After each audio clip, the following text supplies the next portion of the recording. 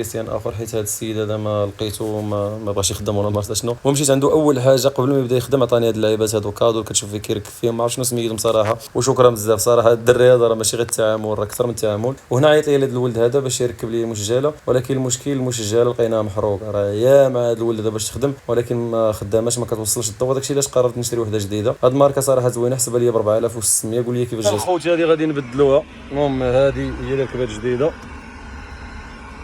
وهذه مشات الله يعاونها، هذه صافي تحرقات. صافي انا خوتي كندير اللمسات الاخيره باش يركب لي هذه المشجله الجديده اللي قديت، وصراحه فيها واحد الصويت زوين. وهنا طلبت يقاد لي حتى واحد اللعيبه في الكونتاك في الالارم، كانت ديما خداماش. الناس اللي كيسولوا على المحل فين كاين، اون فاس الايكول ديال النسيم، كاينه الشارع هذا اللي حدا مدرسه النسيم، راه معروف هذه البلاصه، راه كاين حدا. وجابنا هنا حتى قهيوه، دونك قاد ليا وجاب لي قهيوه. هادشي اللي كاين الخوت في هذا الفيديو هذا. الفيديوهات اللي غادي يكونوا من وراي ان شاء الله غادي يكونوا في واحد البلاصه زوينه صراحه وعزيزه عليا، واللي دوزت فيها الطفوله كامله. المهم حنا غادي